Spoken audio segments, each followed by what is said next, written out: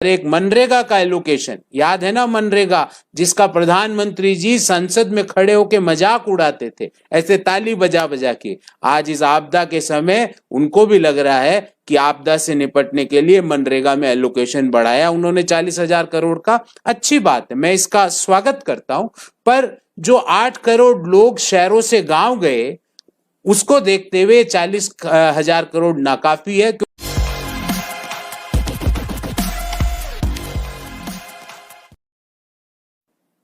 नमस्कार साथियों, आज जो कोविड रिलीफ आर्थिक पैकेज का अंतिम किस्त लेके वित्त मंत्री जी हम सबके सामने आई थी, मैंने उस पैकेज का पूरा अध्ययन किया है और उस अध्ययन के बाद कुछ बातें जो सामने निकल के आई है आप सबके सामने रखना चाहता हूं, क्योंकि आज उन्होंने उस 20 लाख करोड़ का पूरा विवरण भी दिया है।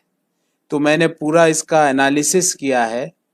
उन्होंने माना है कि 20 लाख करोड़ में से 8 लाख करोड़ तो रिजर्व बैंक ऑफ इंडिया के लिक्विडिटी मेजर्स हैं, जिससे कि रिजर्व बैंक ऑफ इंडिया ने बाजार में लिक्विडिटी बढ़ाने का जो काम किया है वो 20 लाख करोड़ में 8 लाख करोड़ उसको उन्होंने माना है।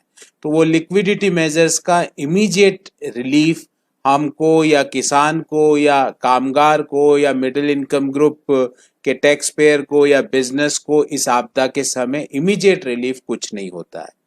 फिर बचा 12 लाख करोड़ का, और 12 लाख करोड़ का उन्होंने विवरण दिया है और मैंने एक एक का अध्ययन करके डाटा निकाला है।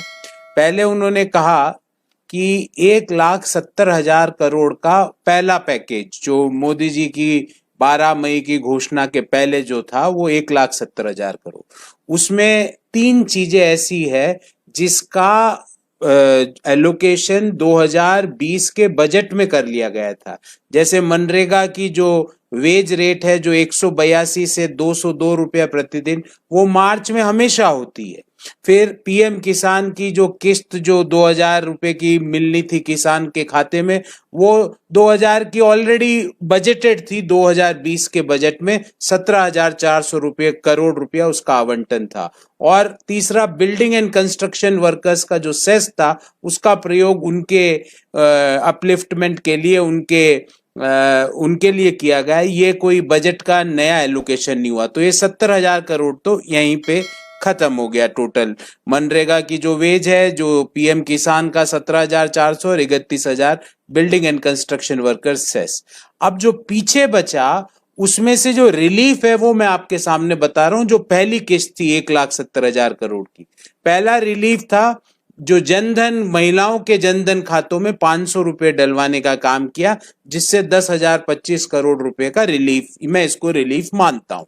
दूसरा, ईपीएफओ को, एम्प्लॉयर और एम्प्लॉय के कंट्रीब्यूशन का पैसा सरकार ने दिया 3 महीने का 1,000 करोड़ रुपए का। पहली जो मोदी जी के भाषण से पूर्व जो घोषणा हुई थी उसमें मैं उसको रिलीफ मानता हूं। और जो ओल्ड पर्सन्स के खाते में, जो हमारे सीनियर सिटीजन्स है, जो वरिष्ठ नागरिक हैं, उनके खातों में पैसे डलवाए 1,405 करोड़ का, मैं उसको रिलीफ मानता हूं। बाकी सारी के सारी चीजें उस 1,70,000 करोड़ में या तो पुनरावृत्ति थी या जो बजट में घोषणा की गई थी उसी पैसे को उसमें डाल के दिखाया। अब मोदी जी की घोषणा के बाद वित्त मंत्री जी ने 5 प्रेस कॉन्फ्रेंसेस करी। आज उन्होंने लास्ट में 5 का विवरण भी दिया। पहली प्रेस कॉन्फ्रेंस में उन्होंने बताया, जो पहली उन्होंने की थी उसमें उनका मानना यह था कि टोटल इस अमाउंट है वो 3,70,000 करोड़ का तो एमएसएमई को लोन है, तो वो कोई डायरेक्ट रिलीफ नहीं है, वो तो कर्ज है। फिर ईपीएफ की दरों को कम कर दिया गया, तो जो व्यक्ति अपना ही पैसा अपने सैलरी को बढ़ा रहा है तो वो कोई रिलीफ नहीं हुआ, वो 6,750 करोड़ का था।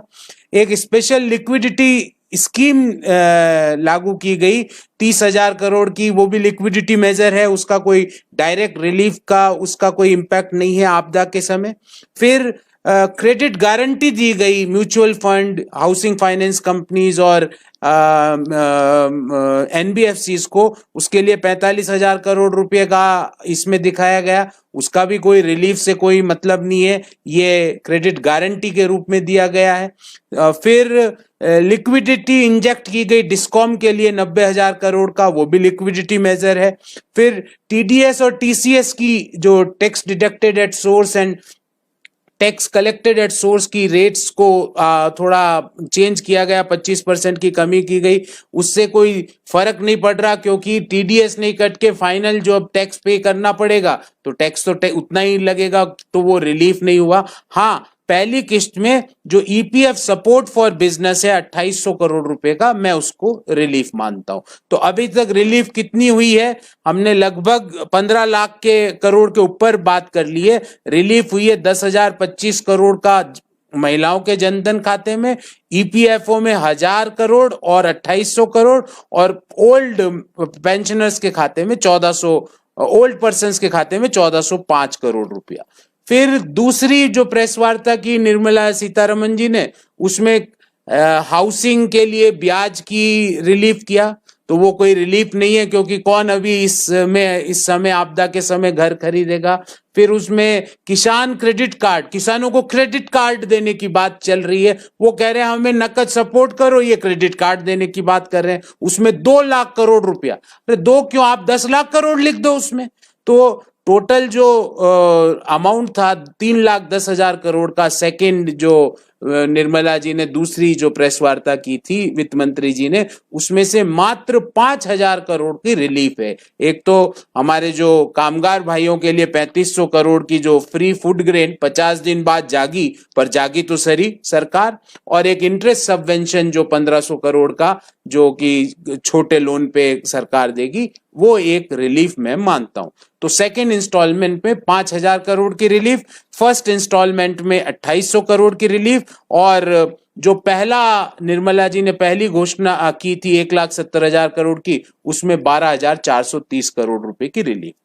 तीसरी तो उन्होंने एग्रीकल्चर में जो एज इट इज बजट की लाइनें थी वो पढ़ ली, उसका सारा का एलोकेशन 2020 के बजट में हुआ है, उसका जो वर्तमान आपदा से उस चीज का कोई संबंध नहीं है। और चौथी और पांचवी में सिर्फ 2 मदों पे रिलीफ है, बाकी तो सिर्फ ज्ञान था, और 2016, 17, 18, 19 की जो उनकी बातें थी उनको दोहराया गया, बस एक नोटबंदी को नहीं दोहराया। पता नहीं, पहले तो वो उसको बहुत बड़ा चीज मानते थे, आजकल नाम लेने से डरते हैं। तो चौथे और पांचवे जो प्रेस कॉन्फ्रेंस हुई और पांचवी जो आज अंतिम हुई, उसमें एक तो वायबिलिटी गैप फंडिंग जो 8,100 करोड़ रुपए की बात की, वो एक रिलीफ है, और एक मनरेगा का एलोकेशन, याद है ना मनरेगा, जिसका प्रधानमंत्री जी संसद में खड़े होकर मजाक उड़ाते थे ऐसे ताली बजा बजा के। आज इस आपदा के समय उनको भी लग रहा है कि आपदा से निपटने के लिए मनरेगा में एलोकेशन बढ़ाया उन्होंने 40,000 करोड़ का। अच्छी बात है, मैं इसका स्वागत करता हूं, पर जो 8 करोड़ लोग शहरों से गांव गए, उसको देखते हुए 40,000 करोड़ नाकाफी है, क्योंकि मैंने एक कैलकुलेशन करी है, अगर ये 8 करोड़ लोगों को इस 40,000 करोड़ से मनरेगा में एम्प्लॉय करना पड़े, तो उनके प्रति व्यक्ति के हाथ में सिर्फ 37 दिनों का रोजगार प्रति वर्ष आएगा। तो ये नाकाफी था, मुझे लगता है इसको और बढ़ाना चाहिए था। और जो 7.5 करोड़ से ज्यादा मनरेगा के जॉब कार्ड धारक है, उनको भी 100 दिन से ऊपर हम मांग कर रहे थे लगातार कि उनको 200 दिन का रोजगार मनरेगा में मिले, तो ये उसको देखते हुए नाकाफी है। पर बजट 2020 में 60,000 करोड़ का मनरेगा का एलोकेशन था, जिसको 60,000 करोड़ में 40,000 करोड़ इस अभी पांचवी जो घोषणा की वित्त मंत्री जी ने उसमें बढ़ाया। तो अगर मैं इस सबका टोटल करूं कि सारे मिला के इस 20 लाख करोड़ में से कितना पैसा से वास्तव में रिलीफ मिला है, तो वो आएगा 68,330 करोड़, 68,330 करोड़। कहां तो बात करी थी कि 10% ऑफ जीडीपी देंगे, मैंने पूरा एनालिसिस करके आप सबके सामने रख दिया, ये 0.68% से भी कम है, क्योंकि हमारी 200 लाख करोड़ की अगर हम जीडीपी माने, तो 200 लाख करोड़ का 68,330, मेरे पास कैलकुलेटर है, मैं एक बार कर लेता हूं, तो 0.6833 अपॉन 200, सो ये लगभग आता है 0.34%। 10% की बात करने वाले डिलीवर सिर्फ 0.34% कर पाए। ये मेरी एनालिसिस थी। और तीसरी और अंतिम बात, क्योंकि मैंने पहली बात आपको ये बताने का सोचा था कि इसमें से रिलीफ कितना है, दूसरी बात मनरेगा की जो मजाक उड़ाने वाले आखिर मनरेगा की शरण में चलेगी, अच्छा किया, देर आए दुरुस्त आए, पर एलोकेशन कम था। और तीसरी बात, मैं सरकार से गुजारिश कर रहा हूं कि वो अपने छुपे हुए एजेंडा है ना, जो उनके दिमाग में छुपे हुए हैं, कि पब्लिक सेक्टर कंपनियों को, अपने दोस्तों को, अपने जो सूट बूट वाले हैं ना, A&A, वो A&A को जो बेचने का जो साजिश चल रही है, जो इसके नाम से, कोविड रिलीफ के नाम से, मैं इसका घोर निंदा करता हूं। आज वित्त मंत्री जी ने यह कहा है कि कुछ सेक्टर्स को छोड़ के सारी पब्लिक सेक्टर कंपनीज को हम डिसइन्वेस्टमेंट करेंगे। तो ये डिसइन्वेस्टमेंट का तो आपका पुराना इतिहास है। हमारा काम था, हमारे देश के लोगों ने अपना खून पसीना लगा के पब्लिक भारत सरकार के उपक्रम बनाए, पब्लिक सेक्टर एंटरप्राइज बनाए, और ये लोग उनको बेचना का आज उन्होंने पूरी रूपरेखा बना ली। कल हमने देखा ऑर्डिनेंस फैक्ट्री को किस तरह निगमीकरण के नाम से उसको निजीकरण किया जा रहा था। और निजीकरण क्यों करना था? क्योंकि औने पौने दाम में अपने दोस्तों को पकड़ाना था। आज सारे पब्लिक सेक्टर एंटरप्राइज के ऊपर ये तलवार लटका दी है कि वो अब इसको चुन चुन के किसी भी अपनी स्ट्रेटेजिक सेक्टर्स के अलावा सारी पब्लिक सेक्टर कंपनियों को वो प्राइवेटाइज करेंगे या डिसइन्वेस्टमेंट करेंगे या बेचेंगे। ये आप मेहनत करी 50 साल भारत के लोगों ने, और आप जब वो बन गई, तैयार हो गई, उसको आप औने पौने दाम में अपने दोस्तों को देना चाहते हो। मैं इसका घोर निंदा करता हूं। और दूसरी बात, ये समय अभी आपदा का समय, इस समय आपको एक खरीद बेचने के माइंडसेट से, क्योंकि आपका दिमाग हमेशा खरीदने बेचने में ही लगता है, इस खरीदने बेचने के माइंडसेट से बाहर आकर लोगों के हाथ में पैसा डलवाना चाहिए था। आपने 20 लाख करोड़ से ज्यादा की घोषणा करी, लोगों को रिलीफ मिला मात्र 68,330 करोड़ का। ये मेरी एनालिसिस थी जो मैं आप सबके साथ साझा करना चाहता था। मैंने वित्त मंत्री की सारी प्रेस वार्ताओं का एनालिसिस करके आप सबके सामने रखा। आपने मेरा वीडियो देखा, मैं बहुत बहुत आपका धन्यवाद देता हूं। और इसी तरह कोई और विषय आएगा तो मैं जरूर अपने जो सुझाव हैं, अपने जो व्यूज हैं, आप सब लोगों के सामने रखूंगा। आप सब लोगों का बहुत बहुत धन्यवाद। जय हिंद। मुश्किल समय है, अपने सेहत का, अपने स्वास्थ्य का, अपने परिवार का सबका ध्यान रखें। और मुझे आशा है कि हमारे देश में इतना सामर्थ्य है कि हम मिलजुल के इस लड़ाई को जरूर जीतेंगे। बहुत बहुत धन्यवाद।